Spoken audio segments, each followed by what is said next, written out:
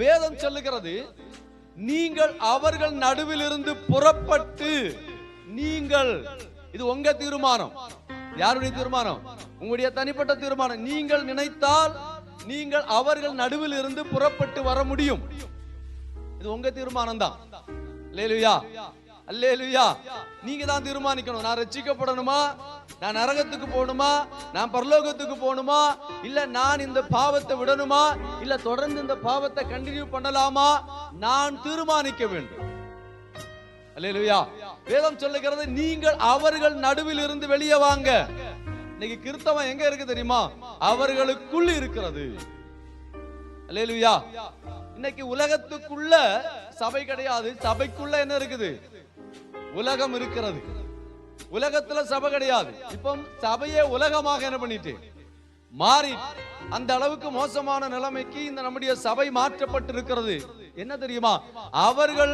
அவர்கள் நடுவில் இருந்து புறப்பட்டு வந்தார்கள். ஆனால் விட வேண்டியதை ஒன்றும் விடாமல் வந்ததினால அவர்கள் அங்கே என்ன பாவம் செய்து கொண்டிருந்தார்களோ அதையெல்லாம் இங்கேயும் செய்றாங்க. கிறிஸ்தவர்கள் அப்படின்னா ஒரு குவாலிட்டி வேணும். கிறிஸ்தவர்களை தேவன் வேர் பிரித்திருக்கிறார். எக்லேசியா, பிரித்தெடுக்கப்பட்டவர்கள், பிரத்யேகமான கூட்டம் இல்லையா? அதாவது அது கிரேக்க மொழியில என்ன சொல்லப்படுனா, அதை பிடுங்கி எடுக்கப்பட்டிருக்கிறார்கள். எப்படி எடுக்கப்பட்டிருக்கிறாங்க?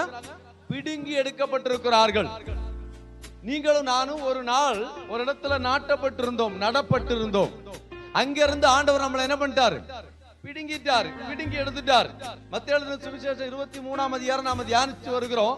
அதுல பாருங்க, 4 வகையான விதைகள், அதெல்லாம் அந்த விதைக்கிறதான உவமைகளை பத்தி சொல்லப்பட்டிருக்கு. வழியருகே, கற்பாறையின் மேல், முள்ளுள்ள இடங்கள் மேல், அப்புறம் நல்ல நிலத்துல. அப்போ இந்த 3 இடங்களை நீங்க பாருங்க. அது எங்க விதைக்கப்பட்டிருக்கிறது? வழியருகே விதைக்கப்பட்டிருக்கிறது, கற்பாறையின் மேல் விதைக்கப்பட்டிருக்கிறது, முள்ளுள்ள இடங்களில் விதைக்கப்பட்டிருக்கிறது. அப்போ அந்த இடத்தில் இருந்து பிடுங்கப்படணும். அல்லேலூயா. எங்க இருந்து பிடுங்கப்படணும்? கற்பாறையின் மேல் விதைக்கப்பட்டிருக்கிறதான ஒரு விதையா இருக்குமானால் அது அங்க வளராது. அது என்ன பண்ணாது? வளருமா? வளராது. ஏன்? ஒரு நாள் வெயில் அடிக்கும் போது கரிஞ்சு போயிடும். அப்ப அங்க இருந்து வெளியே வரணும். வழியருகே விதைக்கப்பட்டதுன்னா அது நிறைய மனிதர்கள் மிதிச்சு மிதிச்சு மிதிச்சு அது என்ன பண்ணிரும்? அவ்வளவுதான். நிறைய பேர் சொல்லுவாங்க, அப்படி செய்யுங்க, இப்படி செய்யுங்க, இப்படி வாழுங்க, அப்படி வாழுங்க. இதெல்லாம் பார்க்கும்போது அது டோட்டல் வசனம் மிதிக்கப்படும். உலகத்தான் 1000 விஷயம் நமக்கு சொல்லி தருவாங்க. அவங்க 1000 ஐடியாக்கள் கொடுப்பாங்க, 1000 திட்டங்கள் போடுவாங்க. நம்ம அதெல்லாம் நம்ம கேட்போம். ஓ, அது நல்லா இருக்கு, நல்லா தான் இருக்கும். நீங்க அனில் அம்பானிட்ட போய் கேட்டீங்கன்னா, முகேஷ் அம்பானிட்ட போய் கேட்டீங்கன்னா, நீங்கள் இந்த நிலைமைக்கு வருவதற்கு என்ன செய்யலாம் அப்படின்னா சூப்பரா டீச் பண்ணுவாங்க. நீங்க அந்த நிலைமைக்கு வரவும் வாய்ப்பு இருக்கிறது. ஆனால் எங்க போக முடியாது? தேவனுடைய ராஜ்யத்தை அடைய முடியாது. அதான் அங்க இருக்கிற வித்தியாசம். அப்போ அவர்கள் நடுவில் இருந்து நீங்க வெளியே வாங்க, இல்லனா அவர்கள் உங்களை மிதித்து போடுவார்கள். நீங்க மிதிக்கிறதுக்கு என்ன பண்ண கூடாது? இடம் கொடுக்க கூடாது. நீங்கள் உங்களை மிதிப்பதற்கு இடம் கொடுக்க கூடாது. அந்த வார்த்தை மிதிக்கப்படுவதற்கு இடம் கொடுக்க கூடாது. நல்லா கவனிங்க. வசனத்தை சபையில கேட்டுட்டு வெளியே போகும்போது அது மிதிக்கப்படுகிறதா? மிதிக்க ஒப்பு கொடுக்கிறீங்களா? அவர்கள் சொன்ன வார்த்தையை கேட்டு கீழ்ப்படிந்து நீங்கள் நடந்தால் அந்த வார்த்தை மிதிக்கப்பட்டிருக்கிறது. அது மிதிக்கப்பட்டதுனால அது என்ன பண்ணாது? வளராது. இல்லையா? பொதுவா நடந்து போவோம், என்ன நடக்கும்? அது மிதிக்கப்படும், தட்டி அந்த பக்கம் இந்த பக்கம் என்ன பண்ணும்? சிதறி போகும். அது அந்த இடத்துல இருக்காது. அதாவது அந்த இருதயத்துக்குள்ள என்ன இருக்காது?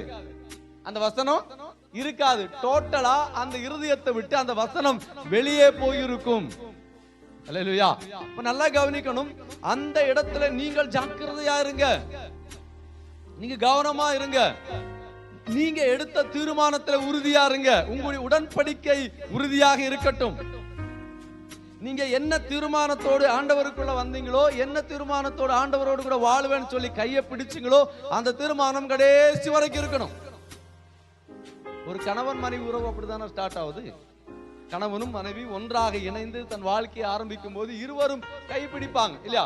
நம்முடைய கிறிஸ்தவ முறைப்படி கைப்பிடிச்சு கொடுப்பாங்க. என்ன? இன்று முதல் அந்த கையை என்ன பண்ணிருக்கிறாங்க, பிடிச்சிருக்காங்க. அதாவது ஒருவர் மாத்திரமல்ல, ஒருவர் கையை, அதாவது ஒருவருக்கு ஒருவர் தங்களுடைய கரங்களை பிடிச்சிருக்கிறாங்க. பெண் மாத்திரமல்ல, ஆணும் பிடிச்சிருக்கிறார். 2 பேரும் பிடிச்சதுனால அவர்கள் அந்த பிடித்த பிடியை கடைசி வரைக்கும் விடக்கூடாது. ஒருவேளை கணவன் நழுவ நினைச்சாலும் விடக்கூடாது, ஒருவேளை மனைவி நழுவ நினைச்சாலும் விடக்கூடாது. 2 பேரும் அந்த பிடியில ஸ்ட்ராங்கா இருக்கணும். இது நமக்கு தேவை.